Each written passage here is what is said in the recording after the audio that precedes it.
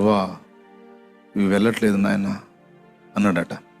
దేవుడు ఆయన్ని గద్దించాడంట. దానియేలో నువ్వెందుకు లేచావు మోకాళ్ళ మీద నుంచి అన్నాడట.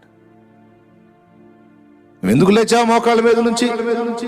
నేను లేవమని చెప్పానా? ఏం చేస్తాయి అవి నిన్ను అన్నాడు. వెంటనే ప్రభా నన్ను క్షమించు, తప్పు చేశాను, నన్ను మన్నించు ప్రభా, ఐఎమ్ వెరీ సారీ అని దేవుణ్ణి క్షమాపణ అడిగితే, ఇప్పుడు గద్దించు నా నామంలో అన్నాడట. అప్పుడు లేచి యేసు నామంలో ఆజ్ఞాపిస్తున్నాను, వెళ్ళండి వెళ్ళండి వెళ్ళండి అంటే మొత్తం ఇక క్షణం కూడా నిలవలేదంట, మొత్తం అలా వెళ్ళిపోయినాయి అంట.